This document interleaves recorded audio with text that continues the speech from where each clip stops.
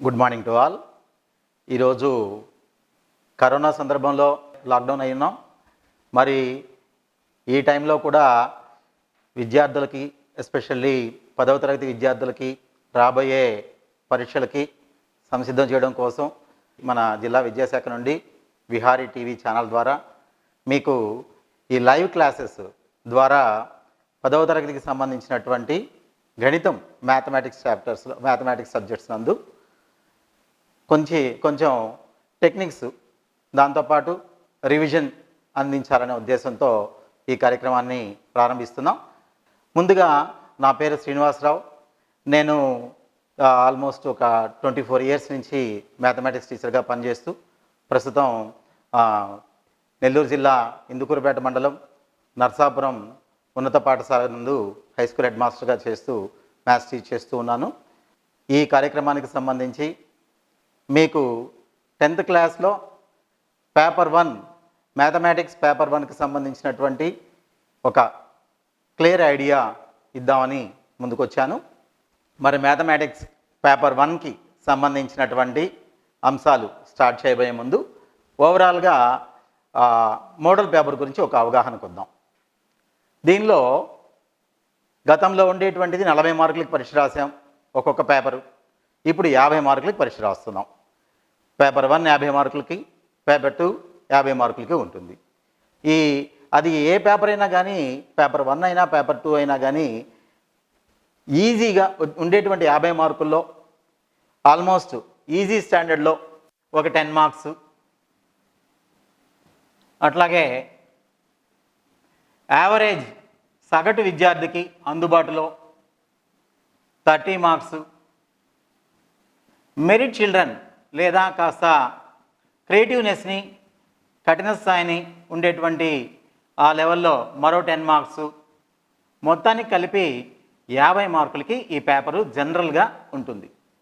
ఈ 50 మార్కుల్లో మనం చాప్టర్ వైజ్గా టెస్టింగ్ అనేది ఉండదు. ముఖ్యమైనటువంటి విషయం ఏంటంటే బిట్ పేపర్ వేరేగా లేదు. 2 గంటల 45 నిమిషాలు టైం ఉంటుంది మనకి. ఈ 2 గంటల 45 నిమిషాల్లో మనం ఒకే ఆన్సర్ బుక్లెట్, 24 పేజీలు ఉండేటువంటి వైట్ పేజెస్ ఉండేటువంటి బుక్లెట్ ఇస్తారు. ఇదే ఆన్సర్ బుక్లెట్లో మెయిన్ పేపర్లోనే 33 ప్రశ్నలు ఉంటాయి. అది పేపర్ 1 అయినా పేపర్ 2 అయినా మనం ఈ 33 ప్రశ్నలకు సంబంధించి అసలుకి ఏ రకాల ప్రశ్నలు ఉంటాయి తెలుసుకుంటాం.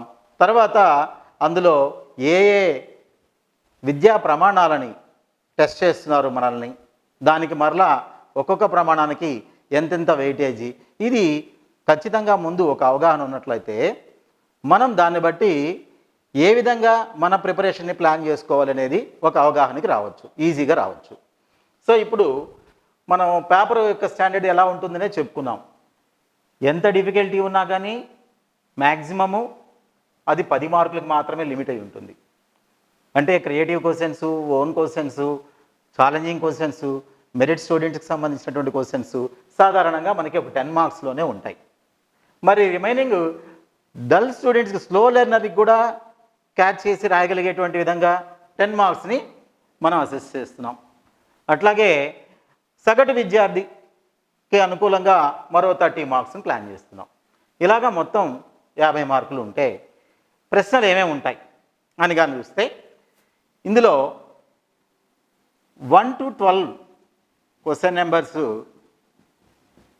1 to 12 12 క్వశ్చన్లు అర్ధ మార్కు బిట్లు ఉంటాయి. ఈ అర్ధ మార్కుల్లో ఏమేమి ఉంటాయి? 12 ప్రశ్నలు అని చెప్పాం. గతంలో లాగా ఏదో అన్నీ మల్టిపుల్ చాయిసో లేకపోతే అన్నీ ఫిల్ ఇన్ ద బ్లాంక్సో ఆ విధంగా ఉండదు. చిన్న ఒక మాటలో ఆన్సర్ చేసేటువంటి జవాబులు ఉండొచ్చు, ఒక వాక్యంలో ఆన్సర్ చేసేటువంటి ప్రశ్నలు ఉండొచ్చు, అట్లాగే మ్యాచ్ ది ఫాలోయింగ్ ఉండొచ్చు, అట్లాగే మల్టిపుల్ చాయిస్ క్వశ్చన్ ఉండొచ్చు, ఫిల్ ఇన్ ద బ్లాంక్ ఉండొచ్చు, రీజన్ ఒక ప్రవచనం ఇచ్చి సకారణంగా దాన్ని మనం ఎక్స్ప్లెయిన్ చేయమని అడగచ్చు. ఇలాగా అన్ని రకాలుగా ఉండేటువంటి ప్రశ్నలు ఇందులో రూపొందించబడతాయి. 12 రకాల ప్రశ్నల్ని ఇస్తాము. ఇక్కడ ఒక్కొక్క దానికి అర్ధ మార్కు, 12 అర్ధల 6 మార్కులు. తర్వాత క్వశ్చన్ నెంబర్ 13th నుంచి నెక్స్ట్ 20 వరకు 8 క్వశ్చన్స్. ఇవి 1 mark questions. 8 ones 8 marks. Next వచ్చేసి 21st నుంచి 28th దాకా మరలా 8 క్వశ్చన్స్ ఉంటాయి. ఇవి 2 మార్క్స్ క్వశ్చన్స్ ఉంటాయి. ఇవి కూడా 8 2s 16. సో ఇంతవరకు చూస్తే ఇవి వెరీ షార్ట్ ఆన్సర్. మామూలుగా ఈ హాఫ్ మార్క్ నుంచి ఆబ్జెక్టివ్ టైప్ క్వశ్చన్స్ అంటాం. ఇవి very short answer questions 1 mark. మరి 2 మార్క్స్ వచ్చేసి short answer questions. Next essay type questions. ఇవి 4 మార్క్స్.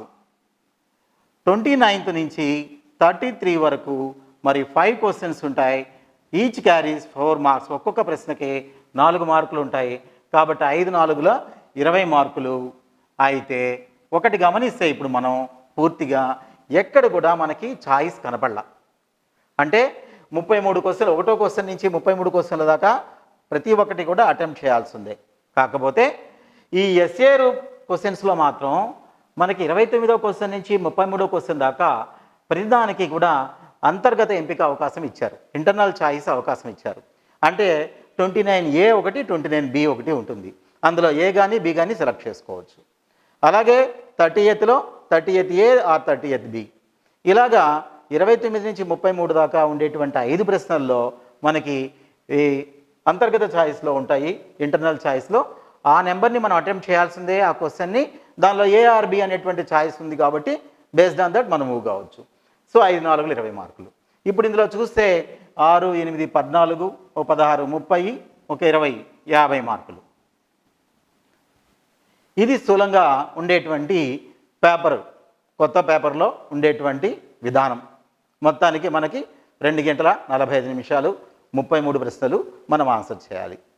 ఇకపోతే మనల్ని ఏమి పరీక్షిస్తారు, ఇందులో ఏం పరీక్షిస్తారనంటే అది మ్యాథమెటిక్స్ సంబంధించి కొన్ని విద్యా ప్రమాణాలను ఫిక్స్ చేసాం. ఆ విద్యా ప్రమాణాలు ఏమేమి ఉన్నాయి ఒకసారి తెలుసుకోవాలి. మొదటిది వచ్చేసి ఇందులో సమస్య పరిష్కారం. రెండవది కారణాలు నిరూపణ చేయడం, రెండవ ప్రమాణం. మరి మూడవ ప్రమాణం వ్యక్తీకరణ. నాలుగవ ప్రమాణం అనుసంధానం. ఐదవ ప్రమాణం దృశ్యీకరణ, ప్రాతినిధ్యపరచుట, ప్రాతినిధ్యం చేయుట. ఇది ఈ టోటల్గా ఈ విధంగా మన మ్యాథమెటిక్స్లో 5 విద్యా ప్రమాణాలని పరీక్షిస్తాం. ఒక్కొక్కటి మనకి ఇక్కడ పేరులోనే కనిపిస్తుంది. సమస్య పరిష్కారం, డైరెక్ట్గా ప్రాబ్లమ్ని సాల్వ్ చేసేది. ఒక ప్రశ్న ఉంటుంది, ఆ ప్రశ్నని మనము ఎలా పరిష్కరించాలి అనేటువంటిది. ఇందులో దీనికి సంబంధించి మనకి సుమారుగా దీనిలో నుంచి ఈ విద్యా ప్రమాణం నుంచి 20 మార్క్స్ వస్తాయి. తర్వాత కారణాలు నిరూపణ. ఒక ప్రశ్న ఇస్తారు, అవునా కాదా సరిచూడండి. సరిచూడమైనా సరే, లేదా ఫలానా దాన్ని సహేతుకంగా వివరించండి, లేదా సమర్థించండి, ఇలాగా మనల్ని నిరూపించండి. ఈ విధానంలో ప్రశ్నలు ఉంటాయి. కాన్సెప్ట్ ఒకటే. కాన్సెప్ట్ని ఈ విద్యా ప్రమాణాలకు అనుకూలంగా మనల్ని ప్రశ్నించడం జరుగుతుంది. సో ఈ కారణాలు నిరూపణకు సంబంధించి మనకు అవుట్ ఆఫ్ 50 మార్క్స్లో 10 మార్క్స్ ద్వారా పరీక్షిస్తారు. నెక్స్ట్ వ్యక్తీకరణ. ఈ వ్యక్తీకరణ అనేటువంటిది ఏంటంటే ఒక రూపంలో నుంచి మరొక రూపంలోకి మనము మార్చడం ద్వారా చెప్పడం. ఉదాహరణకి మన సమితులు తీసుకుంటే రోస్టర్ రూపంలో నుంచి సమితి నిర్మాణ రూపంలోకి మార్చి చెప్పడం, లేదా వెంచిత్ర రూపంలో చెప్పడం, లేదా రేఖాచిత్ర రూపంలో చెప్పడం ఏదైనా ఒక దత్తాంశాన్ని, లేదా మనకి పట్టిక రూపంలో ఇచ్చినటువంటి దత్తాంశాన్ని మామూలుగా మనం ప్రశ్నలు అడగడం.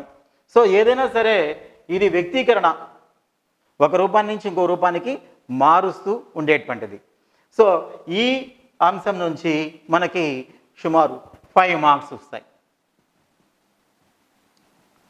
ఇకపోతే అనుసంధానం అంటే ఏంది? ఈ అనుసంధానం అనేది ఏంటంటే మన చాప్టర్స్లో ఇంటర్లింక్డ్, ఒక్కో టాపిక్ నుంచి ఇంకో టాపిక్కి మధ్యన ఉండేటువంటి సంబంధాన్ని టెస్ట్ చేయడం, వాటి మీద మనకి ఎంత అవగాహన ఉన్నది అనే దాన్ని టెస్ట్ చేయడం, లేదా ఆల్జిబ్రా ఉన్నది, మనము దీనిలో రేఖాచిత్రాల్లో ఉన్నాయి, ఈ రెండు డిఫరెంట్ టాపిక్స్ని ఎలా అనుసంధానం చేయాలి, ఇటువంటివన్నీ కూడా వేరే వేరే అంశాలని మనం ఏ విధంగా అనుసంధానం చేసేటువంటి స్కిల్ మనకు ఉన్నది అనేది పరీక్షించడం కోసం దీన్ని తీసుకున్నాం. ఈ విద్యా ప్రమాణం ద్వారా 7.5 మార్క్స్ టెస్ట్ చేస్తారు. అలాగే ఈ దృశ్యీకరణ ప్రాతినిధ్యం అనేది సాధారణంగా మనకి మ్యాథమెటిక్స్లో అయితే రేఖాచిత్రాలు నిర్మించడం అనేది కానీ, లేదా నిర్మాణాలు కానీ ఇటువంటివి ఉంటాయి. లేదా ఒక డేటాని ఏదైనా దత్తాంశాన్ని ఇస్తే వెంచిత్ర రూపంలో బొమ్మల్లో వేయడం అని కానీ, ఎలాగైనా సరే సో దృశ్య రూపంలో చెప్పడము లేదా దాన్ని ప్రాతినిధ్యం చేసేటువంటి విధంగా ఈ విద్యా ప్రమాణం ఉంటుంది. ఈ విద్యా ప్రమాణాన్ని 7.5 మార్క్స్ ద్వారా టెస్ట్ చేస్తారు. టోటల్గా మనం కానీ చూస్తే 20, 30, 35, 15, సో 50 మార్కులు. సో ఇప్పుడు చూడండి, ఎక్కడ కూడా మనకి పలానా చాప్టర్ నుంచి ఈ ప్రశ్న రావాలి, పలానా చాప్టర్ నుంచి ఈ 4 మార్క్స్ క్వశ్చనో లేకపోతే 2 మార్క్స్ క్వశ్చనో లేకపోతే ఇది వస్తుంది అనేటువంటిది మనకి ఇవ్వబడినటువంటి బ్లూ ప్రింట్లో లేదు. కాబట్టి ఇక్కడ మనం చేయాల్సినటువంటి పని మ్యాథమెటిక్స్లో ఇంపార్టెంట్ అనే దాని మీద కన్నా పూర్తిగా ఒక కాన్సెప్ట్ని నేర్చుకున్నట్లయితే ఆ కాన్సెప్ట్ని ఈ 5 రకాల ప్రమాణాల్లో ఏ రూపంలో వాళ్ళు ప్రశ్నించినా మనం 100% చక్కగా పర్ఫెక్ట్గా ఆన్సర్ చేయగలం. సో ఇక్కడ మనం చేయాల్సింది కాన్సెప్ట్స్ మీద పట్టు సాధించడం. ఓకే, సో ఇది స్థూలంగా మనకి మోడల్ పేపర్కి సంబంధించినటువంటి అంశాలు. 50 మార్కులు ఉంటాయి. 50 మార్కుల్లో ఈజీ లెవెల్ 10, తర్వాత యావరేజ్గా 30, డిఫికల్ట్ 10. అలాగే నెక్స్ట్ వచ్చేసి 4 టైప్స్ ఆఫ్ క్వశ్చన్స్ ఉంటాయి. 12 ఆబ్జెక్టివ్ టైపు, తర్వాత అది హాఫ్ మార్కు, 12 హాఫ్స్ 6 మార్క్స్, తర్వాత 8 క్వశ్చన్స్ 1 మార్క్ క్వశ్చన్స్ ఉంటాయి. ఇవి వెరీ షార్ట్ క్వశ్చన్స్ అంటాం, వెరీ షార్ట్ ఆన్సర్ క్వశ్చన్స్, 8 1 8. అలాగే మరో 8 క్వశ్చన్స్ 2 మార్క్స్ క్వశ్చన్స్ ఉంటాయి, 8 2 16. తర్వాత లాస్ట్ వచ్చేసి అంతర్గత ఎంపికతో కూడినటువంటి ఇంటర్నల్ ఛాయిస్ అని అంటాం ఇంగ్లీష్లో. మరి 5 ప్రశ్నలు ఉంటాయి, 29 నుంచి 33 దాకా. ఒక్కొక్క ప్రశ్నలో 29 A, B అని ఉంటాయి. ఏ లేదా బిని మనం ఆన్సర్ చేయొచ్చు.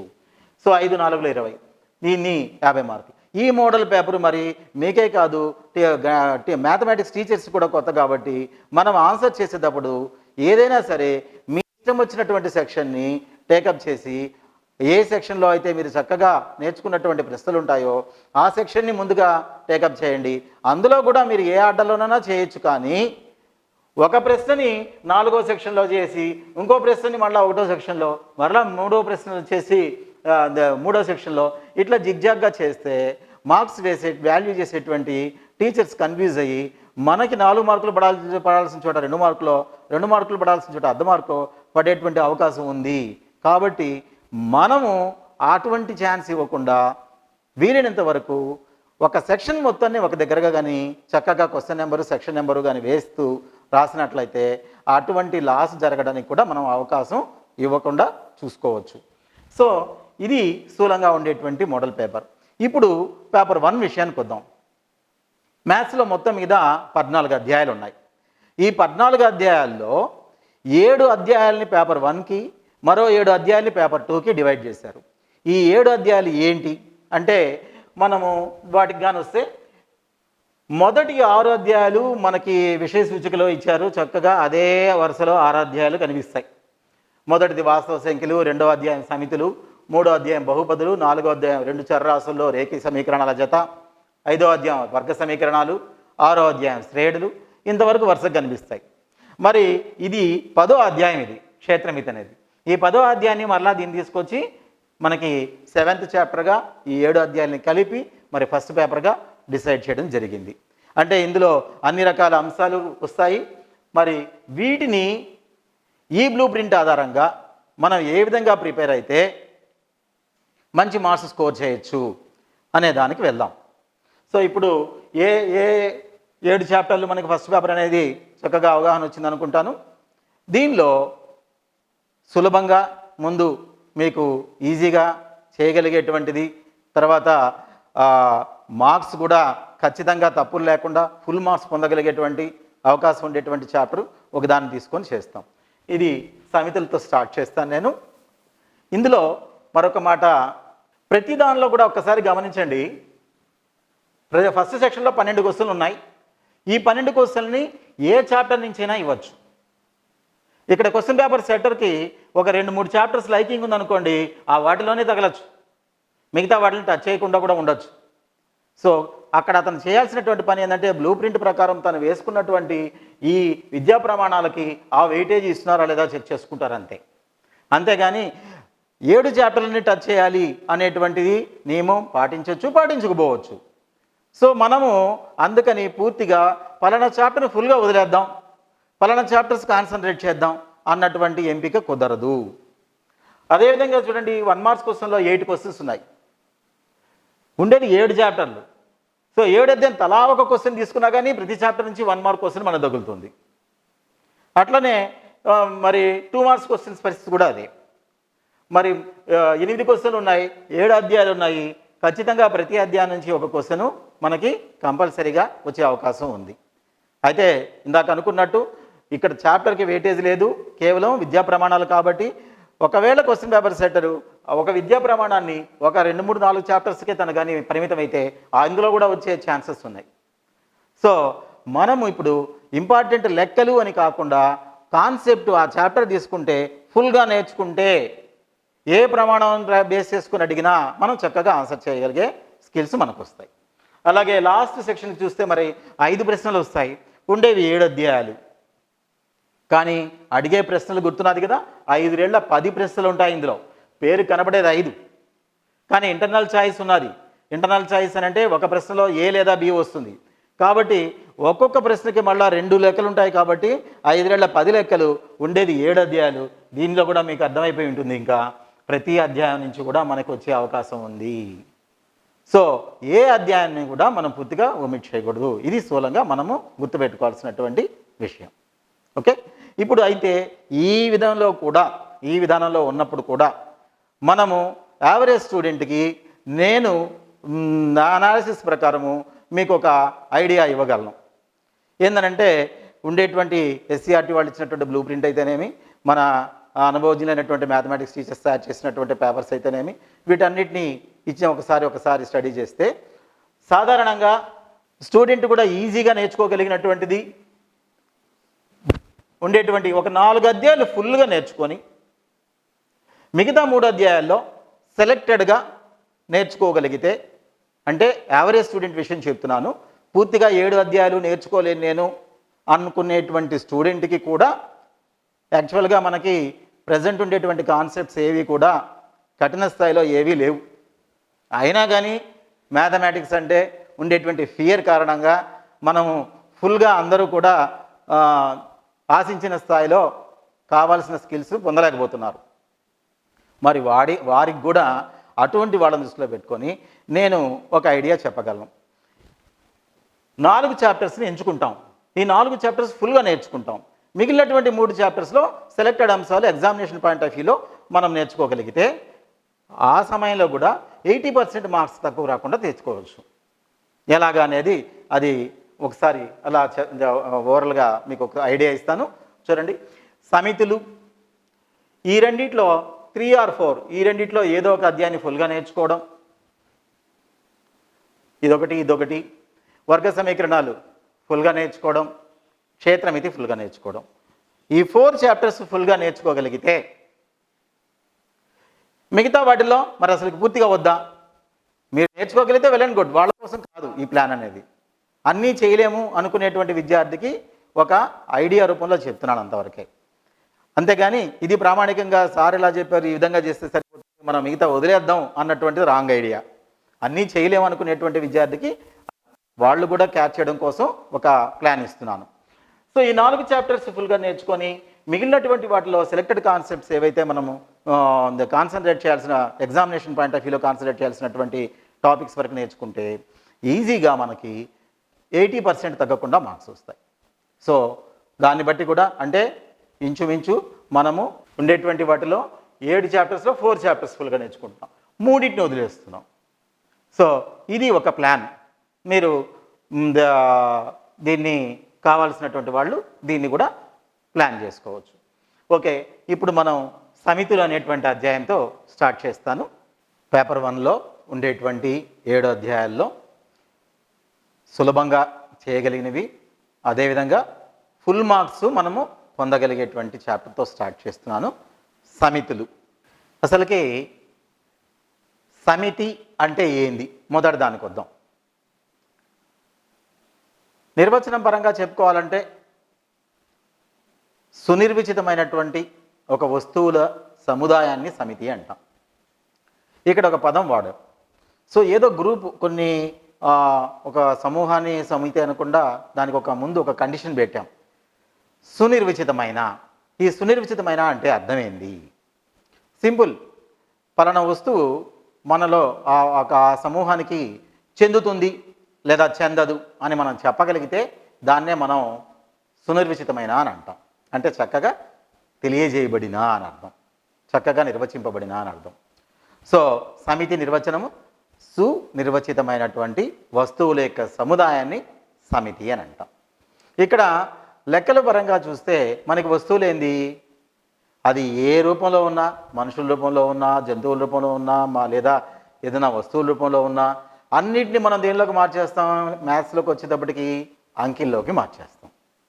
సో మనకి సంబంధించినంత వరకు మనకి అది ఏ రూపంలో ఉన్న బ్యాక్గ్రౌండ్లో మనకు వచ్చేటప్పటికి అవి అంకెలు అవుతాయి, సంఖ్యలు అవుతాయి. సో సునిర్వచితమైనటువంటి వస్తువులు అంటే ఇక్కడ అంకెలు లేదా సంఖ్యలు అనమాట. అంటే ఉదాహరణకి ఒక తరగతిలో బాలుర సమితి అన్నాం, బాలురు ఎంతమంది ఉన్నారో లెక్కేస్తాం, ఆటోమేటిక్గా 20 మందో 25 మందో అంటే ఆ నెంబర్ వచ్చేస్తుంది మనకి.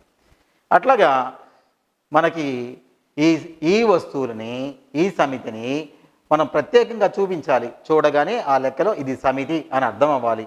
నోట్బుక్లో రాసాము లేదా మనము మామూలుగా రాసేటప్పుడు ఇది సమితులకి సంబంధించినటువంటి అంశము అనేది తెలియాలంటే దానికి ఒక ప్రత్యేకమైనటువంటి నోటేషన్ ఒక రూపంలో చూపిస్తాం. ఇలాగా అటు ఇటు ఫ్లవర్ బ్రాకెట్స్ పెట్టి మధ్యలో మనం అనుకున్నటువంటి వస్తువులని కామాలతో వేరు చేస్తూ రాస్తాం. సో ఇది సమితి. ఫర్ ఎగ్జాంపుల్ నేను ఇక్కడ 1 2 3 4 5 6 ఈ లోపల రాసినటువంటి వస్తువులను ఏమంటారంటే మూలకాలు అంటారు. ఈ సమితిని సాధారణంగా ఇంగ్లీష్లో, ఆంగ్లంలో ఉండేటువంటి క్యాపిటల్ లెటర్స్తో సూచిస్తాం. సమితిలో ఉండేటువంటి మూలకాలని ఆంగ్ల భాషలో ఉండేటువంటి చిన్న అక్షరాలతో సూచిస్తాం. ఇది జనరల్ నోటేషన్. మరి సమితిని చూడగానే ఇప్పుడు మనం 1 2 3 4 5 6 అనే దాన్ని రాస్తే అటు ఇటు ఫ్లవర్ బ్రాకెట్స్ పెట్టామనంటే సో ఇది సమితి అని అర్థమైపోద్ది మనకి. ఇది రాసే విధానానికి సూచన అన్నమాట, నోటేషన్. ఇప్పుడు దీనిలో ఉండేటువంటి వాటిని, ఈ వస్తువులను ఏమన్నా మూలకాలని మనము ఇంగ్లీష్లో ఉండేటువంటి జనరల్ ఎలిమెంట్, జనరల్గా సమితిని రాయాలని అంటే ఇప్పుడు నేను చెప్పినట్టుగా ఏ ఈజ్ ఈక్వల్ టు ఇంగ్లీష్లో ఉండేటువంటి క్యాపిటల్ లెటర్, మరి సమితి బ్రాకెట్ స్మాల్ లెటర్స్తో సూచించడం. ఏదన్నా ఒక సాధారణ సమితిని మనము నోటేషన్ చూపించాలంటే A is equal to small a small b small c. So ఇది సమితి నిర్వచనం అంటే ఏంది? చక్కగా నిర్వచింపబడిన సునిర్వచితమైన వస్తువుల యొక్క సమితిని, వస్తువుల యొక్క సముదాయాన్ని సమితి అని అంటాం. ఆంగ్ల భాషలోని పెద్ద అక్షరాలతో సూచిస్తారు. దానిలో ఉండేటువంటి వస్తువులని మూలకాలు అంటారు. ఈ మూలకాలని ఇంగ్లీష్లో ఉండేటువంటి స్మాల్ లెటర్స్తో కామాలతో రాస్తాం. ఇకపోతే ఈ సమితిని ఎన్ని రకాలుగా రిప్రజెంట్ చేయొచ్చు? మళ్ళా ఈ విధంగా రాసినటువంటి ఈ విధానంలో నేరుగా మనకి మూలకాలు కనిపిస్తున్నాయి. ఈ విధంగా సమితిలో నేరుగా మూలకాలు కనిపించేటువంటి విధానాన్ని, ఈ విధంగా రాసే విధానాన్ని సమితి జాబితా రూపము లేదా రోస్టర్ రూపము అని అంటారు. అట్లా కాకుండా మనకి మూలకాలు కాకుండా ఆ సమితిలో ఉండేటువంటి మూలకాలు ఏ ధర్మాన్ని ఆధారంగా చేసుకుని రాయబడ్డాయి, ఆ ధర్మాన్ని మనం రిప్రజెంట్ చేస్తే, చూపిస్తే దాన్ని మన సమితి నిర్మాణ రూపము అని అంటాం. ఇది వచ్చేసి రోస్టర్ రూపము లేదా జాబితా రూపం. ఇంకొక రూపము సమితి నిర్మాణ రూపము. సో సమితి నిర్మాణ రూపానికి ఇదే ఎగ్జాంపుల్. దీన్ని ఒక చిన్న ఉదాహరణ తీసుకొని చెప్తాను.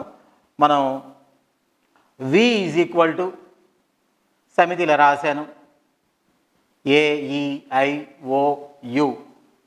ఈ లోపల ఉండేటువంటి అక్షరాలను ఏమంటారు తెలుసు కదా మనకి? అచ్చులు, ఆంగ్ల భాషలోని అచ్చులు. ఈ విధంగా రాస్తే దీన్ని జాబితా రూపము లేదా రోస్టర్ రూపము అని అంటారు. అదే ఈ సమితిని ఇంకొక రూపంలో మనం రిప్రజెంట్ చేయొచ్చు, చెప్పచ్చు. ఎలాగనంటే v ఈజ్ ఈక్వల్ టు, జనరల్గా లెక్కల్లో ఏదైనా తెలియనటువంటి దాన్ని జనరల్గా చెప్పేటప్పుడు ఎక్స్ అని అంటాం. సో దీనిలో ఈ సమితిలో ఎక్స్ అనే మూలకం ఉంది. అది ఎలా ఉందంటే, ఎలా ఉంది అనేదానికి రెండు చుక్కలు అనమాట తెలుగులో. లేదా మనము దీన్ని కొంతమంది ఇలా క్రాస్ బార్తో కూడా చూపిస్తారు. దీన్ని చదివేది ఎక్స్ సచ్ దట్ అని చదువుతాం.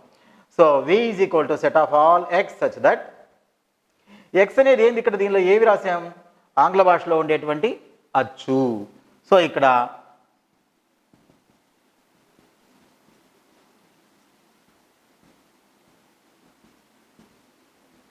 ఆంగ్ల భాషలోని అచ్చు. సో ఇక్కడ కానీ చూస్తే మనము ఇందులో మనకి ఏఈఐఓయు అనేటువంటి మూలకాలు కనపట్ల. మరేం కనపడింది, ఏ ధర్మాన్ని ఆధారంగా చేసుకొని సమితి రాసామో, నిర్మించబడిందో ఆ ధర్మాన్ని మాత్రం రాసాము.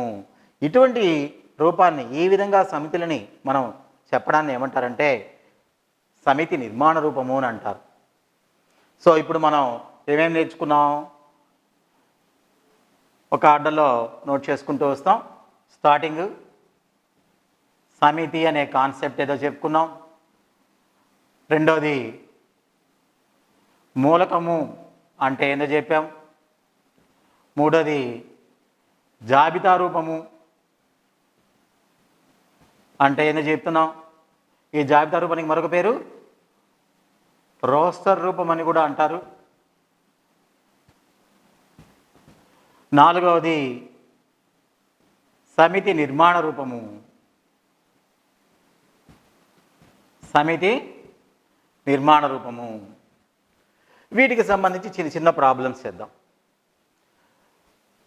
ఇప్పుడు ఇందాక నేను అన్నాను సునిర్వచితమైనటువంటి వస్తువుల సమితి, వస్తువుల సముదాయాన్ని సమితి అని అన్నాము. ఈ ప్రాబ్లంలోకి వచ్చాం అనుకోండి, ఏ ఈజ్ ఈక్వల్ టు 1 2 3 4 5 6. ఇప్పుడు నేను ఒక ప్రశ్న వేద్దాం. ఇందులో ఈ ఏ అనేటువంటి సమితిలో 7 అనేటువంటి నెంబర్ ఉందా లేదా? సో మనకి స్పష్టంగా కనబడుతుంది, లేదు అని చెప్పగలం. 2 అనే నెంబర్ ఉందా లేదా? ఉంది అని చెప్పగలం. సో ఒక సంఖ్యని నేను అడిగినప్పుడు, ఒక వస్తువు లేదా ఒక సంఖ్యని నేను ఆ సముదాయానికి చెందుతుందా లేదా అని అడిగినప్పుడు మనం ఉంది అని అన్నా చెప్పచ్చు, లేదా లేదు అని అన్నా మనకి చక్కగా తెలియగలిగితే, మనము కరెక్ట్గా ఆన్సర్ చేయగలిగితే దాన్ని సునిర్వచింపబడనం అని అంటాము. సో ఆ విధంగా సునిర్వచితమైన వస్తువుల సముదాయాన్ని సమితి అన్నాము. మరి ఇప్పుడు దాన్ని ఏం రాయాలి, దానికి ఒక నొటేషన్ ఉంది. చెందుతుంది అనేదానికి ఒక నొటేషన్, చెందదు అనేదానికి ఒక నొటేషన్. సో ఇప్పుడు నేను దీని మీద క్వశ్చన్ వచ్చేసి 7-A 7 ఈ సమితికి చెందుతుందా లేదా అని అడిగాను. సో లేదు అని అంటున్నాం. చెందదు అనేదానికి గుర్తు ఇది ఈనిలాగా బెండ్ చేసి రాస్తాం. డస్ నాట్ బిలాంగ్స్ టు అని చదువుతాం. ఇంగ్లీష్లో బిలాంగ్స్ టు అని అంటే చెందుతుంది అని అర్థం, డస్ నాట్ బిలాంగ్స్ టు అంటే చెందదు అని అర్థం. సో చెందుతుంది అనే దానికి సింబల్ ఇప్పుడు మనం ఏం చేస్తున్నాం, చెందుతుంది అనే దానికి సింబల్ బిలాంగ్స్ టు. అలాగే చెందదు అనేదానికి డస్ నాట్ బిలాంగ్స్ టు, దీన్ని చదివేది does not belongs to. So ఇందులో మనకి కన్ఫ్యూజన్ ఏం లేదు ఇంకా. So 7 does not belongs to A. అలాగే దీనిలో మరి ఇంకొక ప్రశ్న అడిగాను, 2-A 2 అనేది ఆ సమితికి చెందుతుందా లేదా? సో ఆన్సర్ మనం చెప్పగలమా లేదా? Belongs to. Okay, 2 belongs to A. So ఇట్లాగా మనం అదేవిధంగా దీన్ని తీసుకున్నాం. ఈ ప్రశ్న అడిగేటప్పుడు మనల్ని సమితి జాబితా రూపంలోనే అడగచ్చు, లేదా నిర్మాణ రూపంలోనే అడగచ్చు. నిర్మాణ రూపంలోనే అడిగి మనల్ని ప్రశ్న చెందుతుందా చెందదా అని కూడా అడగచ్చు. ఉదాహరణకి ఇది ఇచ్చారు, v is equal to set of all X set X అనేది ఆంగ్ల భాషలోనే అచ్చు అన్నాము. ఇప్పుడు నేను అడిగాను ఇందులో J అనేటువంటి మూలకం వీలో ఉంటుందా ఉండదా? సో అచ్చులు అంటే మనకి తెలిసి ఉండాలి ఆటోమేటిక్గా, ఏఈఐఓయు. ఈ J అనేది అచ్చు కాదు, హల్ అవుతుంది ఆంగ్ల భాషలో. సో మన సమితి వచ్చేసి ఆంగ్ల భాషలోనే అచ్చు కాబట్టి ఈ J does not belongs to. Okay, అదేవిధంగా O-V మనం ఇప్పుడు ఏం రాయాలి దీన్ని, O అనేది అచ్చు, మరి ఆ సమితికి చెందుతుంది కాబట్టి సింపుల్గా ఓ బిలాంగ్స్ టు వి. సో ఇక్కడ కొత్త కాన్సెప్ట్ ఒకటి నేర్చుకున్నాం, belongs to, does not belongs to. అట్లాగే కొన్ని ప్రశ్నలు ఇస్తే జాబితా రూపంలో ఇచ్చినటువంటి వాటి దాన్ని సమితి నిర్మాణ రూపంలోకి ఎలా మార్చాలి. ఇప్పుడు నేను ఆల్రెడీ ఒక ఎగ్జాంపుల్ మీకు బోర్డు మీద చెప్పున్నాను. వి ఈజ్ ఈక్వల్ టు ఏఈఐఓయు, ఇది జాబితా రూపంలో ఉంది, సమితి నిర్మాణ రూపంలో రాయండి అని అంటే వి ఈజ్ ఈక్వల్ టు సేమ్ అదే ఎక్స్ అసెట్, ఎక్స్ అనేది ఆంగ్ల భాషలోనే వచ్చు. అలాగే ఇంకొన్ని ప్రశ్నలు ఇస్తాను. మరి ఇప్పుడు పైన ఇది ఉంది ఏ, దీన్ని రాయాలి, సమితి నిర్మాణ రూపంలో రాయాలి. ఎట రాయొచ్చు మనం చూడండి. ఏ ఈజ్ ఈక్వల్ టు, ప్రతిదానికి కూడా general notation X such that అని రాయడం. ఎక్స్ సచ్ దట్ అంటే ఇలా క్రాస్ లైన్ కానీ 2 చుక్కలు కానీ. ఇందులో ఈ ఎక్స్ అనేవి ఏ సంఖ్యలు, ఇవి సహజ సంఖ్యలు.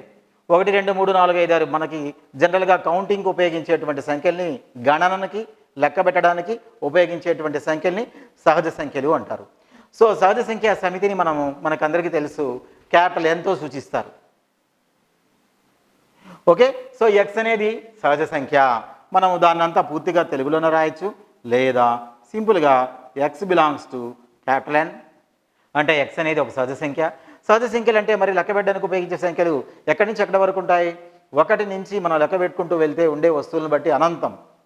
కాబట్టి ఇక్కడ ఉండేటువంటి లెక్కలో మనకి కేవలం నెంబర్స్ ఎంతవరకు ఉన్నాయి? 6 వరకు మాత్రమే ఉన్నాయి. కాబట్టి దాన్ని మనం ప్రత్యేకంగా చెప్పాలి. కాబట్టి ఏం రాయొచ్చు దాన్ని? X less than or equal to 6 అంటే 6 మరియు 6 కన్నా తక్కువ ఉండేటువంటి సహజ సంఖ్యలని కలిగి ఉన్న సమితి ఏ. సో ఈ పాయింట్ అర్థమైందా? 6 మరియు 6 కన్నా తక్కువ ఉన్నటువంటి సహజ సంఖ్యలను కలిగి ఉన్నటువంటి సమితి ఏ అంటే అర్థం. దీన్ని మనము సమితి జాబితా రూపంలో రాస్తే, రోస్టర్ రూపంలో రాస్తే 1 2 3 4 5 6. అదే నిర్మాణ రూపంలో రాస్తే మరి X such that X belongs to N, X less than or equal to 6. దీన్నే ఇంకో రూపంలో రాయొచ్చు. 6 మరియు 6 కన్నా తక్కువైనా అనేటువంటి మీనింగ్లో నేను less than or equal to 6 రాశాను. అలా కాదు సార్, సింపుల్గా 7 కన్నా తక్కువైనవి అని రాస్తాను నేను. అప్పుడు మనం ఎలా సూచించాలి? ఇదే ఆన్సర్ని ఇలా కూడా రాయొచ్చు. X such that X belongs to N, X less than 7. So దీనికి అర్థమైంది 7 కన్నా తక్కువైనటువంటి సహజ సంఖ్య. అంతే, 1 2 3 4 5 6 అనేవన్నీ కూడా 7 కన్నా తక్కువైనటువంటి సహజ సంఖ్యలు అవుతాయి. అదేవిధంగా 6 మరియు 6 కన్నా తక్కువ ఉండేటువంటి సహజ సంఖ్యలు అంటే ఇక్కడ ఈక్వల్ టు ఉంది కాబట్టి ఈ నెంబర్ని కూడా తీసుకోవాలి.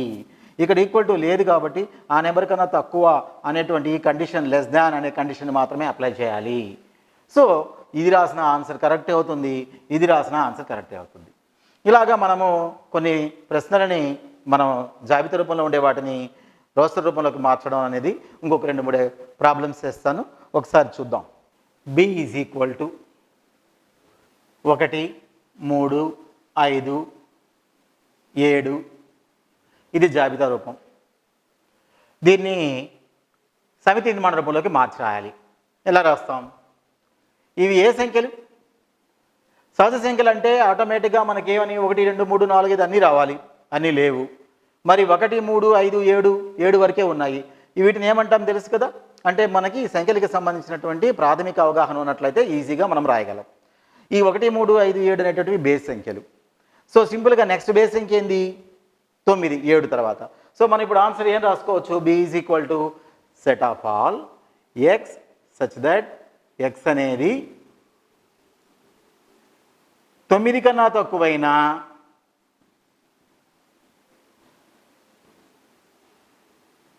బేసి సహజ సంఖ్య.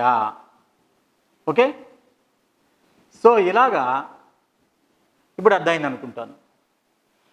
అట్లాగే మరొక ఎగ్జాంపుల్ చెప్తాను, ఇంకొక problem. C is equal to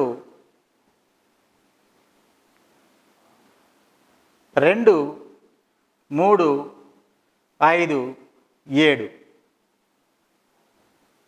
ఇప్పుడు చూడండి, కొద్దిగా కన్ఫ్యూజన్గా ఉంటుంది. ఇందాక ఇచ్చిన లెక్కలో ఏ ఈజ్ ఈక్వల్ టు 1 3 5 7 అన్నాను, అక్కడేమంటే 9 కన్నా తక్కువైన బేస్ సంఖ్యలను రాశారు. మరి ఇక్కడేమంటే గమనిస్తే 1 తీసేసి 2 పెట్టాను సింపుల్గా. సార్ ఇవి కూడా బేస్ సంఖ్యలే కదా? ఎలాగా? 2 బేస్ సంఖ్య కాదు కదా, 2 సరి సంఖ్య. సో ఇక్కడ సరి సంఖ్యలు బేస్ సంఖ్యలు అనేటువంటి కాన్సెప్ట్ కాదు, మరేదో ఉంది. ఏంటది? ఒకసారికి బాగా అబ్జర్వ్ చేస్తే ఇవన్నీ కూడా ప్రధాన సంఖ్యలు. సో ఈ ఆటోమేటిక్గా మనం దీన్ని సమితి నిర్మాణ రూపంలో రాయాలంటే ఏ రాస్తాం? C is equal to X such that X అనేది ఎక్కడి దాకా ఉంది? 9 కన్నా తక్కువైనా సేమ్, లేదా 8 కన్నా తక్కువైనా ఏదైనా రాయొచ్చు. 8 కన్నా తక్కువైనా ప్రధానాంకము లేదా ప్రధాన సంఖ్య. ప్రధానాంకము అని అంటే ఏంది? వేరే ఇతర సంఖ్యల చేత భాగించబడకుండా ఏదైనా ఒక సంఖ్య 1తోనూ మరియు అదే సంఖ్యతోనూ మాత్రమే భాగించబడితే దాన్ని మనం ప్రధానాంకము లేదా ప్రధాన సంఖ్య అంటాం. సో ఈ లెక్కలో మనకి ఇచ్చినటువంటి సంఖ్యలన్నీ కూడా ప్రధాన సంఖ్యలు కాబట్టి ఎక్స్ అనేది 8 కన్నా తక్కువైనటువంటి ప్రధానాంకము. అలాగే ఇంకొక ఎగ్జాంపుల్ తీసుకున్నాం, మరో ప్రాబ్లం. 1 2 4 సరే 2 వద్దు,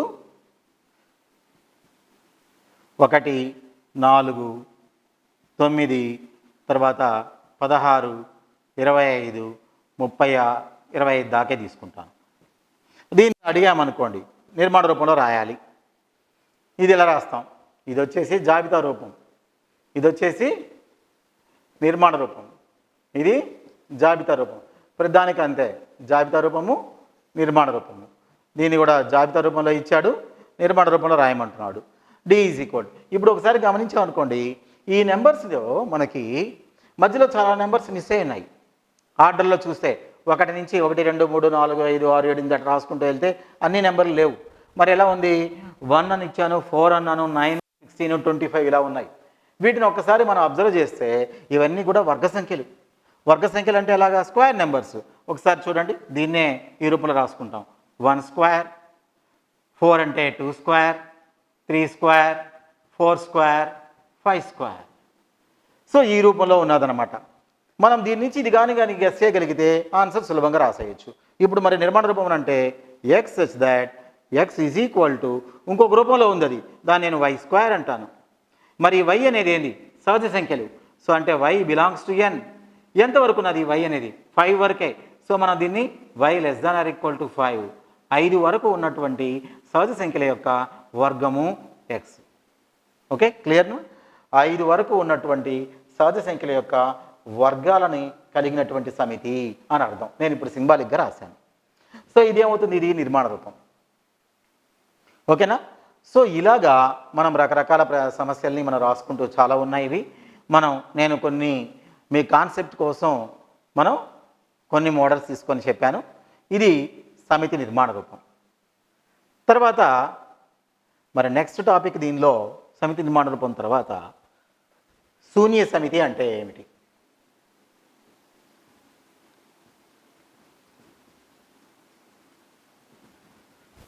మనము నెక్స్ట్ టాపిక్ ఇందులో శూన్య సమితి. ఆ పేరులోనే ఉంది, మనం అర్థం చేసుకుంటే సమితి శూన్యంగా ఉండడం. శూన్యం అంటే సున్నా కాదు, ఇక్కడ ఏది లేకుండా ఉండడం. ఇక్కడ శూన్యం అని అంటే సున్నా కాదు, అది మనం అర్థం చేసుకోవాలి. ఏమని? ఏ మూలకాలు లేనటువంటి సమితి, మూలకాలు లేనటువంటి సమితిని శూన్య సమితి అంటారు. మరి దాన్ని ఏ విధంగా సూచిస్తాము? మనం దీనికి ఒక ప్రత్యేకమైన సింబల్ ఇచ్చారు, సర్కిల్ పెట్టి మధ్యలో ఒక వర్టికల్ లైన్ వేస్తాం, వృత్తం గీసి మధ్యలో ఒక నిలువు గీత గీస్తాం. దీన్ని వచ్చేసి 5 అంటారు. చదివేటువంటి విధానం 5, లేదా అంటే మూలకాలు లేకుండా ఉండేటువంటి ఎంటీ సెట్, ఈ విధంగా రాస్తాం. సో దీన్ని శూన్య సమితి. ఇప్పుడు శూన్య సమితిలో ఉండే దీని మీద ఒక బిట్టు, శూన్య సమితిలో ఉండేటువంటి మూలకాల సంఖ్య డాష్. ఆన్సర్ ఏం రాయాలి? మూలకాల సంఖ్య అని అడిగాను. అందులో ఎన్ని మూలకాలు ఉన్నాయి? ఏ మూలకాలు లేవు. ఏ మూలకాలు లేవు అంటే దానికి అప్పుడు అర్థమైంది 0. అదే శూన్య సమితిని సూచించే విధానము డాష్. మరి 5 ఈజ్ ఈక్వల్ టు ఇలా రాయాలి. శూన్య సమితిలో ఉండేటువంటి మూలకాల సంఖ్య అంటే 0 అవుతుంది. ఓకే, సో ఇది శూన్య సమితి. నెక్స్ట్ టాపిక్ శూన్య సమితి తర్వాత మనం చెప్పుకోవాల్సినటువంటి టాపిక్ ఏంటంటే తర్వాతది విశ్వ సమితి. విశ్వ సమితి అంటే ఏంటి? ఒక దత్త సమస్యలో ఒక లెక్కలో ఉండేటువంటి అన్ని సమితులని కలిగినటువంటి పెద్ద సమితి. అంటే ఏదన్నా ఒక లెక్కలు తీసుకున్నాం, ఉదాహరణకి పాఠశాలకు సంబంధించినటువంటి తరగతిలో ఉండేటువంటి బాలుర సమితి బాలికల సమితి అని అనుకుంటున్నాం అనుకోండి, అక్కడ పాఠశాల అనేటువంటిది పెద్ద సమితి అవుతుంది, విశ్వ సమితి అవుతుంది. అలాగే సంఖ్యా సమితి అనుకున్నాం అనుకోండి, మొత్తం సంఖ్యలకు సంబంధించిన వాస్తవ సంఖ్యా సమితి అనేది మనకి విశ్వ సమితి. దాని లోపల మీరు ఏ సంఖ్యలు తీసుకున్నా కానీ అవన్నీ కూడా చిన్న సమితులు అవుతాయి. సో విశ్వ సమితి, విశ్వ అనే దానికి అర్థం అక్కడ పెద్దది, పెద్ద సమితి. ఆ లెక్కలో ఉన్నటువంటి సమితులన్నింటినీ కూడా కలిగిన పెద్ద సమితి. అంటే ఇక్కడ ఒక పదం ఉపసమితి అనే పదం వాడాలి, నెక్స్ట్ టాపిక్లో మనకు వస్తుంది కాబట్టి నేను అక్కడ ఆ పదం వాడకుండా చెప్తున్నాను. మరి విశ్వ సమితిని దేంతో సూచిస్తాము? ఈ విశ్వ సమితిని మ్యూ ఇలా రాస్తారు. మరి ప్రింటింగ్లో యు, క్యాపిటల్ లెటర్ యూతో కూడా సూచిస్తారు, ఇలా కూడా సూచిస్తారు. విశ్వ సమితిని మ్యూ లేదా యూతో కూడా సూచిస్తాం. నెక్స్ట్ తర్వాత కాన్సెప్టు ఉపసమితి. ఉపసమితి అంటే ఏంది? ఇప్పుడు విషయానికి వద్దాం. ఎన్ ఈజ్ ఈక్వల్ టు, ఎన్ అంటే ఇక్కడ ఎప్పుడైనా గుర్తుపెట్టుకోండి, క్యాపిటల్ ఎన్ అని అంటే సహజ సంఖ్యా సమితి, న్యాచురల్ నెంబర్స్ అని అంటాం ఇంగ్లీష్లో. కాబట్టి దానిలో మొదటి అక్షరం ఎన్. ఎన్ ఈజ్ ఈక్వల్ టు, ఈ సమితి బ్రాకెట్లో ఏమేమి వస్తాయి? 1 నుంచి స్టార్ట్ అవుతాయి, 1 2 3 4 5 ఎంతవరకు అండ్ సో ఆన్, ఎంతవరకు ఉంటాయో మనం అనంతం అనేస్తాం. ఇప్పుడు నేను ఒక చిన్న సమితి ఏదైనా తీసుకుంటాను, ఏ ఈజ్ ఈక్వల్ టు 1 2 3. అలాగే ఇంకో సమితి తీసుకుంటాను, బి ఈజ్ ఈక్వల్ టు -3 -2 0. ఇంకోటి తీసుకుంటాను, సి -5 1 2. ఇప్పుడు గమనించమా, ఈ ఏలో దీని మొదటి సమితిని కానీ చూస్తే ఏ సమితిలో ఉండే మూలకాలు ఏమేంటివి? 1 2 3. మొదటి సమితిలోని ప్రతి మూలకం రెండవ సమితిలో ఉన్నట్లయితే మొదటి సమితిని రెండవ సమితికి ఉపసమితి అని అంటారు. ఆ ఉపసమితికి సింబల్ యూని కొద్దిగా పొడుగ్గా సాగదీసి అడ్డంగా రాస్తాం, ఇది సింబల్. ఏ ఈ సబ్సెట్ ఆఫ్ ఎన్. ఉపసమితిని ఇంగ్లీష్లో సబ్సెట్ అని చదువుతాం కాబట్టి సబ్సెట్ అని అంటాం, కాబట్టి ఆ సింబల్ని కూడా సబ్సెట్ అనే అంటారు. సో ఇందాక మనము చెందుతుంది లేదా చెందదు అనే దానికి వాడినటువంటి సింబల్ గుర్తుంది కదా, అది బిలాంగ్స్ టు. చెందదు, does not belongs to. Okay, ఈ సింబల్స్ దీనికి సంబంధించినవి మనం ఇక్కడ కొత్తగా నేర్చుకున్నవి ఇందులో కూడా రాద్దాం. బిలాంగ్స్ టు ఒకటి, డస్ నాట్ బిలాంగ్స్ టు ఒకటి. మరి ఉపసమితికి ఇక్కడ శూన్య సమితికి సంబంధించి నేర్చుకుంది 5. విశ్వ సమితి symbol mu or capital U. మరి ఉపసమితికి సింబల్ ఇది సబ్సెట్, దాన్ని చదివే విధానము సబ్సెట్. సో ఇప్పుడు ఏ సబ్సెట్ ఎన్ అంటే మరి నిర్వచనం ఎలా చెప్పుకోవాలి?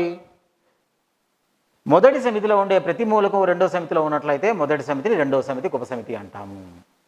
సో ఆ లెక్కన ఇప్పుడు ఈ ఎన్ అనేది వచ్చి ఈ మూడింటిని కానీ కలిగి ఉంటే అప్పుడు ఈ ఎన్ని ఈ సమస్యలో ఎన్ విశ్వ సమితిని కూడా అనొచ్చు. కానీ ఇందులో చూడండి, మరి బి అనే సమితి తీసుకుంటే ఇక్కడేమి ఇచ్చాను? -3 -2 0 ఉంది. మరి ఈ -3 ఇందులో ఉందా? లేదు. -2 ఉందా? లేదు. 0 ఉందా? లేదు. సో ఇందులో ఏ మూలకం కూడా ఇందులో లేదు. అప్పుడు దాన్ని ఏమనాలి? B is not a subset. దాన్ని ఎలా రాయాలి? Not subset. జస్ట్ దాన్ని క్రాస్ చేస్తాం. సబ్సెట్ అంటే మామూలుగా వేస్తాం, నాట్ సబ్సెట్ అంటే క్రాస్ చేస్తాం అంతే. So B not subset of N. మరి దీన్ని చూద్దాం. ఇంకొక ఎగ్జాంపుల్ ఇచ్చాను, సి అనేది చూడండి. ఇందులో -5 ఉందా? లేదు. కానీ 1 ఉంది కదా, 2 ఉంది కదా. అయినా కానీ సిని మనము ఉపసమితి అనకూడదు. ఇక్కడ ఉపసమితి అని అనాలంటే నిర్వచనం మళ్ళా ఒకసారి జాగ్రత్తగా వినాలి. మొదటి సమితిలోని ప్రతి మూలకము రెండవ సమితిలో ఉన్నట్లయితే మొదటి సమితిని రెండవ సమితికి ఉపసమితి అని అంటాము. దాన్ని మనం సూచించే విధానం సబ్సెట్ సింబల్తో సూచిస్తాం. ఓకే, సో ఇప్పుడు నేను తీసుకున్నటువంటి ఈ ఉదాహరణలో సి నాట్ సబ్సెట్ ఆఫ్ ఎన్ అదైంది అనుకుంటాను. మరి దీన్ని సింబాలిక్గా నొటేషన్ చెప్పాలి అని అంటే దీని ఇదే రూపం, ఈ బిలాంగ్స్ టు పదాలను ఉపయోగించి ఒక విధంగా కూడా నిర్వచిస్తారు. ఎలాగా? ఏ రెండు సమితులు ఉన్నాయి, ఏ బి ఉన్నాయి. ఈ ఎక్స్ అనే మూలకం ఏలో ఉంటే అదే ఎక్స్ అనే మూలకం బిలో కూడా కానీ ఉన్నట్లయితే ఏ సబ్సెట్ బి అంటాము. ఇది నిర్వచనం. ఉపసమితికి నేను ఇందాక పదాల్లో చెప్పాను, దాన్నే ఈ రూపంలో కూడా నిర్వచనం చెప్పచ్చు. X belongs to A implies X belongs to be అయితే ఏను బికి ఉపసమితి అంటారు. ఇక్కడ బీలు కాదు, నేను ఇది నిర్వచనం కాబట్టి ఏబి అని చెప్పాను. మామూలు మనం తీసుకున్న ఎగ్జాంపుల్లో ఎన్ సాధారణంగా చెప్పే నిర్వచనంలో ఏబి అనే రెండు సమితులు తీసుకొని చెప్తున్నాం. ఎక్స్ అనేది ఏలో ఉన్నట్లయితే ఆ మూలకం తప్పనిసరిగా బిలో కూడా ఉంటే, ఈ ఇంప్లైస్ అని చదువుతాం, దీనికి అర్థం తెలుగులో అయితే, ఉంటే, జరిగితే, అయితే, అయినట్లయితే అని అర్థం. సో ఎక్స్ ఏకి చెందుతుంది అయితే ఎక్స్ బికి కూడా చెందుతుంది. ఈ సందర్భంలో ఏను బికి ఉపసమితి అంటాము. ఇది సింబాలిక్గా రాస్తాం. ఇప్పుడు నేను తెలుగులో పదాల్లో చెప్తే ఇంత పొడుగు వాక్యమైంది. దాన్నే మనం మ్యాథమెటిక్స్ సింబల్స్ ఉపయోగిస్తే సింపుల్గా X belongs to A implies X belongs to be అయినా దీనిని ఏ సబ్సెట్ బి అని అంటాము. ఏ సబ్సెట్ బి అని అంటాము. గుర్తులను ఉపయోగించి ఉపసమితిని నిర్వచించడం. ఈ ఉపసమితికి సంబంధించి కొన్ని ధర్మాలు ఉన్నాయి.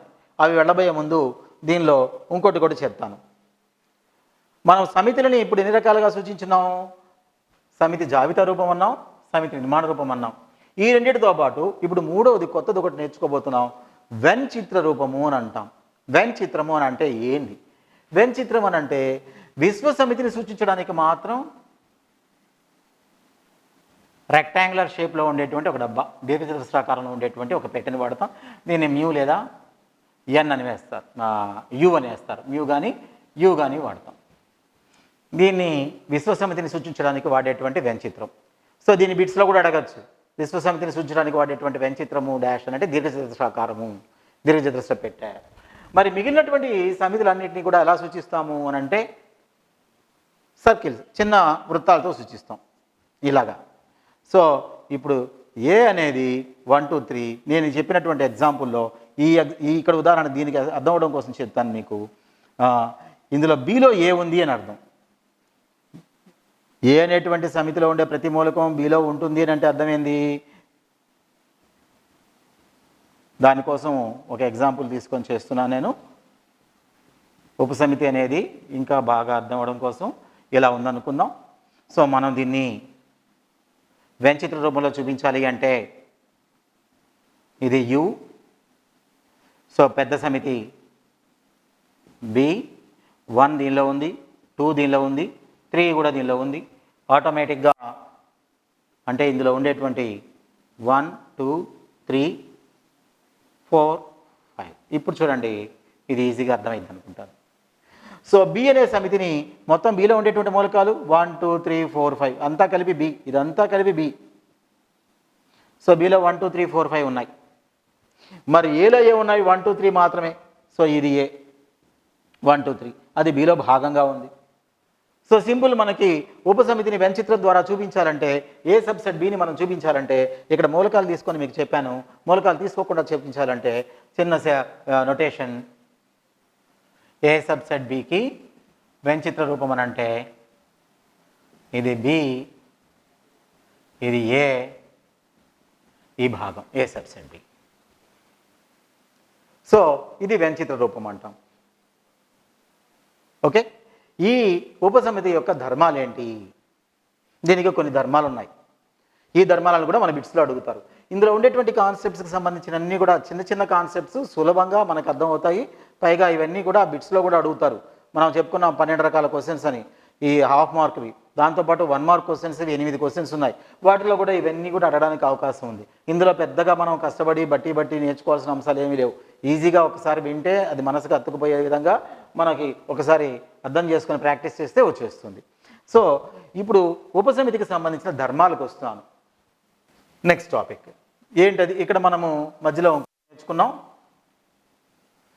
ఇది 9, 8వ టాపిక్. వెంచిత్రాల గురించి కూడా చెప్పుకున్నాము. ఇప్పుడు వెంచిత్రాలు అంటే ఉపసమితికి సంబంధించింది చెప్పాను, మిగతా వాటికి వస్తాయి. ఇప్పుడు మనం ఉపసమితి ధర్మాలకు వద్దాం. ఒక సమితికి ఎన్ని ఉపసమితులు ఉంటాయి? ఇది క్వశ్చన్. ఇప్పుడు ఒక సమితికి ఎన్ని ఉపసమితులు ఉంటాయి చెప్తూ దాన్ని బట్టి మనకి ఆ ధర్మాల గురించి చెప్పుకుంటూ వస్తాను. ఉదాహరణకి చాలా చిన్న సమితి ఒకటి తీసుకుంటున్నాను. ఏ ఈజ్ ఈక్వల్ టు 1, 2 తీసుకున్నాను. దీనికి ఉపసమితులు రాద్దాం. ఏమేమి రాయొచ్చు? అసలుకి మూలకాలు లేకుండా ఉండే సమితి, దీన్ని ఆల్రెడీ మనం ఒక పేరు పెట్టాం 5. ఓకే, ఇది దీనిలో ఉండే ప్రతి మూలకం దీనిలో ఉంది, అసలు మూలకాలే లేదు. మరి అది ఆ బ్రాకెట్ దీనిలో ఉన్నది కదా, మరి ఈ సమితి దీనికి ఉపసమితి అవుతుందా కాదా? ఓకే.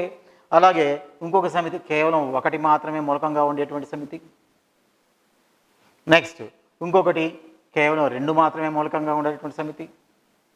నెక్స్ట్ ఇంకొక దానిలో 1, 2 2 మూలకాలుగా ఉండేటువంటి సమితి. ఇది కానీ చూస్తే ఉపసమితి ధర్మాలన్నీ వచ్చేస్తాయి. ఫస్ట్ ధర్మం ఏంది? శూన్య సమితి. ఈ శూన్య సమితి అనేది నువ్వు ఏ సమితి తీసుకున్నా ఆ సమితిలో ఈ ఎంటీగా ఉండేటువంటి బ్రాకెట్స్ ఉంటాయి కాబట్టి శూన్య సమితి ప్రధానంలో ఉంటుంది కాబట్టి శూన్య సమితి ప్రతి సమితికి ఉపసమితి.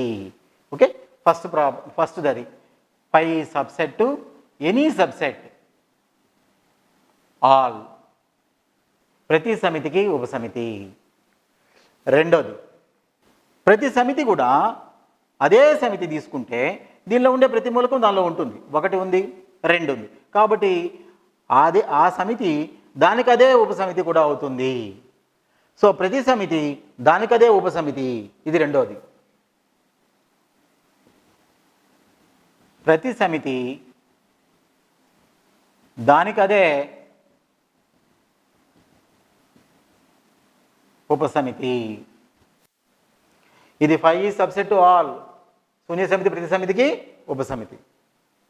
ఓకే, నెక్స్ట్ ఈ ఒక సమితికి ఎన్ని ఉపసమితులు రాయగలము? మనం ఇప్పుడు నేను చూసి చిన్న సమితి కాబట్టి రాయగలిగాను, మరి పెద్ద సమితి ఇచ్చాను, దాని యొక్క ఉపసమితులు అన్నింటినీ రాయమన్నాము. సో అసలుకి ఎన్ని రాయగలము అనే దానికి ఒక చిన్న సూత్రం ఉంది. ఏంటంటే ఉపసమితుల సంఖ్య. ఒక సమితిలో n మూలకాలు ఉన్నాయనుకుంటే దానికి సూత్రం 2n.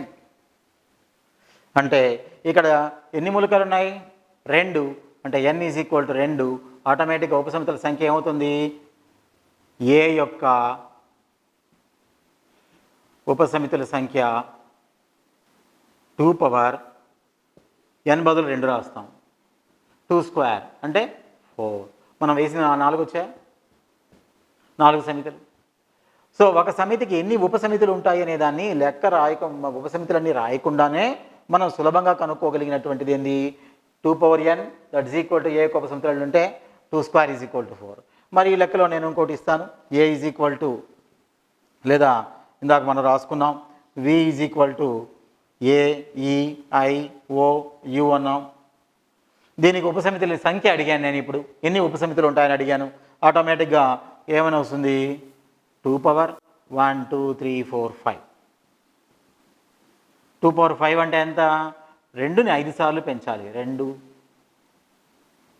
1 2 3 4 5 32. అంటే దీనికి 32 ఉపసమితులు వస్తాయి. ఎలాగ మనం రాస్తే మొదటిది శూన్య సమితితో స్టార్ట్ చేస్తాం, తర్వాత ఒక్కొక్క మూలకం తీసుకొని రాస్తాం, తర్వాత 2 మూలకాలు తీసుకొని రాస్తాం, 2 వేరే వేరే కాంబినేషన్స్లో రాస్తాం, మళ్ళీ 3 వేరే వేరే కాంబినేషన్స్ తీసుకొని రాస్తాం, మళ్ళీ 4 వేరే వేరే కాంబినేషన్స్, 5 వేరే వేరే కాంబినేషన్స్, 5 మూలకాలు ఉండేటువంటి 5 వేరే వేరే కాంబినేషన్స్ ఏం రాదు. అంటే ఉండేది 5 అన్నప్పుడు సేమ్ అన్ని మూలకాలు అంటే 5 సేమ్ అదే సెట్ వస్తుంది. సో అన్నిటిని లెక్కించితే 32 ఉపసమితులు ఉంటాయి. సో ఈ విధంగా ఒక సమితి గల ఉపసమితుల సంఖ్య వచ్చేసి ఉపసమితుల సంఖ్య 2n. ఇందులో మనం గుర్తుపెట్టుకోవాల్సింది 3 ధర్మాలు చెప్పాను. అలాగే ప్రతి సమితి దానికదే ఉపసమితి అన్నాను. నెక్స్ట్ శూన్య సమితి ప్రతి సమితికి ఉపసమితి అన్నాను. నెక్స్ట్ ఉపసమితుల సంఖ్య 2n. సో వాటికి సంబంధించిన ప్రాబ్లమ్స్ చేసాం మనం. ఇది ఒక సమితికి మనం రాయగలిగినటువంటి ఉపసమితులు. ఇప్పుడు నెక్స్ట్ టాపిక్ వస్తే, సో ఒకసారి మళ్ళీ చూడండి. ముందు సమితి అంటే ఏదో తెలుసుకున్నాం, మూలకం అంటే ఏదో చెప్పుకున్నాం, తర్వాత సమితిని ఎన్ని రకాలుగా చూపించాం, జాబితా రూపం, రోస్టర్ రూపం, తర్వాత సమితి నిర్మాణ రూపం చెప్పాము. తర్వాత దానిలో ఉండేటువంటి మొదటిది అసలుకి మూలకాలు లేనటువంటి సమితిని ఏమంటాం? శూన్య సమితి అన్నాం. తర్వాత అన్ని మూలకాలని అసలుకి ఆ లెక్కలో ఉండేటువంటి అన్ని మూలకాలను కలిగినటువంటి పెద్ద సమితిని విశ్వ సమితి అన్నాం. దాన్ని మ్యూ లేదా యూతో సూచించాం. తర్వాత చిన్న సమితిని మరి ఆ విశ్వ సమితిలో ఉండేటువంటి చిన్న సమితులు ఏమంటామనంటే ఉపసమితి అన్నాం. ఈ ఉపసమితి అనే దానికి నిర్వచనం, రెండు సమితులు ఉంటే మొదటి సమితిలో ఉండే ప్రతి మూలకం రెండో సమితిలో ఉంటే మొదటి దాన్ని రెండవ దానికి ఉపసమితి అన్నాం. దానికి నొటేషన్ సబ్సెట్ అని చెప్పాం. మరి వాటిని ఏ విధంగా చూపించవచ్చు అనే దానికి ఉపసమితి నిర్వచనం మామూలుగా సింబల్స్లో నేర్చుకున్నాం. అట్లాగే వెంచిత్రాల సహాయంతో నేర్చుకున్నాం. వెంచిత్రం అంటే మరి మామూలు సమితిని ఎలా సూచిస్తాం, విశ్వ సమితిని దేంతో సూచిస్తామని కూడా చెప్పుకున్నాం. తర్వాత ఆ ఉపసమితికి సంబంధించిన ధర్మాలు నేర్చుకున్నాం. ఈ ధర్మాల్లో ఒక సూత్రము, ఆ సూత్రానికి సంబంధించినటువంటి లెక్కలు కూడా నేర్చుకున్నాం, 2n అనేది. తర్వాత నెక్స్ట్ టాపిక్ దీనికి సమితుల సమ్మేళనం. సమితుల సమ్మేళనం. సమ్మేళనం అంటే ఏంటి? సో తెలుగులో మనం దాన్ని సమ్మేళనం అంటాం. మామూలు వాడుక భాషలో అయితే కలపడం, అన్నింటినీ కలిపి రాయడం. అన్నింటినీ కలిపి రాయడం అని అంటే ఎలాగా? సో A = 1 2 ఉంది, B = 2 3 4 ఉంది. ఈ రెండింటిని కలిపి రాస్తే దానిలో ఉండే మూలకాలు దీనిలో ఉండే మూలకాలు అన్నింటినీ కానీ కలిపి రాస్తే మనకి ఆటోమేటిక్గా వచ్చేటువంటి దాన్ని A యూనియన్ B లేదా ABల యొక్క సమ్మేళన సమితి అని అంటాం. దాన్ని యూనియన్ Uతో సూచిస్తాం. ఓకే, అంటే A యూనియన్ B, AB సమితుల యొక్క సమ్మేళన సమితి A యూనియన్ B = ఇందులో ఉండే మూలకాలు 1 2. మళ్ళీ ఇక్కడ 2 ఉంది, 2 సార్లు రాయక్కర్లేదు. కానీ నెక్స్ట్ నెంబర్ రాస్తే చాలు. దీనిలో ఉన్న మూలకాలని దీనిలో ఉండే మూలకాలను అన్నింటినీ కలిపి రాసేటువంటి సమితి A యూనియన్ B. దీన్ని సమితుల సమ్మేళనము అని అంటారు. ఓకేనా, సమితుల సమ్మేళనము. ఇది 1 2 3 4. మరి దీన్ని నిర్వచనం ఎలా చెప్పాలి? ఇందాక X బిలాంగ్స్ టు చెప్పాం కదా, ఆ మోడల్లో దీనికి నిర్వచనం ఎలాగా? నిర్వచనం ఎలాగానంటే X అనే మూలకం Aలో ఉంటుంది లేదా Bలో ఉంటుంది. X belongs to A or X belongs to B అయినా ఇది A యూనియన్ Bకి నిర్వచనం. A యూనియన్ B అని అంటే ఏంది? X belongs to A union B. A union Bలో ఒక మూలకాన్ని ఎలా రాసాము? Aలో ఉంటుంది లేదా Bలో ఉంటుంది, అన్నింటినీ కలిపి రాసేసాం కాబట్టి దాని నిర్వచనం రాస్తాం సింబాలిక్గా. X belongs to A union B implies X belongs to A or X belongs to B. దీన్ని మనము వెంచిత్రాల్లో ఎలా చూపించాలి? వెంచిత్రాల్లో అంటే చూడండి, ప్రతిదానికి కూడా మనము మామూలు పదాల్లో నిర్వచనం తెలుసుకుంటున్నాం, తర్వాత సాంకేతిక పదాలను ఉపయోగించి తెలుసుకుంటున్నాం, తర్వాత మళ్ళీ వెంచిత్రాలను ఉపయోగించి కూడా నిర్వచనం తెలుసుకుంటున్నాం. ఇప్పుడు A యూనియన్ Bని మనము వెంచిత్రాల్లో చూపించాలంటే ఇది మామూలుగా U లేదా మ్యూ A B, ప్రతి సమితిని కూడా మనము వృత్తంతోనే సూచిస్తాం ఎక్సెప్ట్ విశ్వ సమితి. ఇప్పుడు ఏలో ఏమేమి మూలకాలు అన్నారు? 1 2 ఏలో ఉండే మూలకాలు రాసేసాను. మరి Bలో ఏమేమి ఉన్నాయి? 2 3 4. Bలో 2 రాసేస్తున్నాం, 3 4. మరి ఇప్పుడు A యూనియన్ Bని రాయాలి అని అంటే టోటల్గా అన్నిటినీ కలిపి 1 2 3 4 అన్నిటినీ కలిపి మరి A యూనియన్ B అంటాం. ఇలా షేప్ చేస్తాం. ఇది A యూనియన్ Bకి వెంచిత్రం. మధ్యలో నెంబర్లు ఏం వేయకుండా మామూలుగా A యూనియన్ B అని రాస్తాము. సో షేడింగ్ పార్ట్ అంతా కూడా A యూనియన్ Bకి సంబంధించింది. Aలో ఉన్నవి, Bలో ఉన్నవి, రెండిట్లో కలిపి ఉన్నవి, మధ్యలో ఉన్నవి అన్నిటినీ కలిపి మూలకాలుగా ఉన్నటువంటి సమితిని A యూనియన్ B అంటాం. వెంచిత్ర రూపంలో ఈ విధంగా సూచిస్తాం. ఇది సమితుల యొక్క సమ్మేళనం. మరి అలాగే మరొకటి ఉంది. ఇదే ఎగ్జాంపుల్ తీసుకుంటాను. ఈ ఎగ్జాంపుల్లోనే సమితుల ఛేదనము, తర్వాతది సమితుల ఛేదనం, అదేంది ఆ టాపిక్, దాన్ని ఎలా చెప్తాం? ఇది A యూనియన్ B కదా. నెక్స్ట్ ఆ ఛేదనాన్ని ఇలా యూని బోలించి ఉండేటువంటి సింబల్తో సూచిస్తాం. A intersection B. A = 1 2 ఉంది, B = 2 3 4 ఉంది. మరి దీనిలో నాకు A ఇంటర్సెక్షన్ Bని రాయాలి అని అంటే సింపుల్. దీనిలో అంటే మనం రాసేటప్పుడు, మన లెక్క రాసేటప్పుడు ఏలోనూ ఈ ఇంటర్సెక్షన్ అనే దాన్ని అండ్గా ట్రీట్ చేస్తాం. మరియు ఇందాక యూనియన్ని ఆర్గా ట్రీట్ చేస్తాం, అంటే లేదా అని అర్థం. ఏ అండ్ బిలో మూలకం ఉంది అంటే అది ఏలో అన్నా ఉండొచ్చు, లేదా బిలో అన్నా ఉండొచ్చు, లేదా రెండింటిలోనూ ఉండొచ్చు, అన్నీ కలిపి ఏ అండ్ బి అవుతుంది. మరి ఏ ఇంటర్సెక్షన్ బి అంటే మాత్రం కేవలం ఏ అండ్ బి, ఏలోను మరియు బిలోను రెండింటిలోనూ ఉన్నటువంటి మూలకాలు, వీటిని మనము ఒక పదాన్ని ఉపయోగించి చెప్తాం, ఉమ్మడిగా అని అంటాం. అంటే ఏ కామా బి యొక్క ఉమ్మడి మూలకాల సమితిని మనం ఏ ఇంటర్సెక్షన్ బి లేదా ఏబి సమితిల ఛేదనము అని అంటాము. అంటే A intersection B is equal to, మనం ఇప్పుడు ఏం రాయాలి, ఒకటి దీనిలో ఉందా, దీనిలో ఉంది, దీనిలో లేదు కాబట్టి రాయము. రెండు దీనిలో ఉంది, దీనిలోనూ ఉంది, సో ఆన్సర్. నెక్స్ట్ ఏమి లేవు, దీనిలో మనం కంపేర్ చేయడానికి ఏలో తర్వాత మూలకమే లేదు. ఇందులో ఉండే ప్రతి మూలకము ఇందులో కూడా ఉంటే ఆ విధంగా ఉన్నటువంటి మూలకాలు మాత్రమే రాస్తాము. అది ఛేదన సమితి అని అంటాము. కామన్ ఎలిమెంట్స్ అంటారు ఇంగ్లీష్లో, తెలుగులో ఉమ్మడి మూలకాలను కలిగినటువంటిది సమితి. దీన్ని ఛేదన సమితుల ఛేదనం అని అంటాం. మరి దీన్ని మనం సింబాలిక్గా ఈ నిర్వచనం చెప్పాలంటే, సాంకేతికాలను ఉపయోగించి నిర్వచనం చెప్పాలంటే ఎలా చేయాలి అంటే, X belongs to A intersection B అనగా ఎక్స్ అనేది ఏలో ఉండాలి అండ్ బిలో ఉండాలి. సో దీన్ని ఈ పదానికి ఈ సింబల్ని ఆర్, తెలుగులో లేదా, ఈ సింబల్ని తెలుగులో మరియు, ఇంగ్లీష్లో అండ్. సో మనం ఎక్స్ బిలాంగ్స్ టు ఏ మరియు ఎక్స్ బిలాంగ్స్ టు బి నిర్వచనం అదే.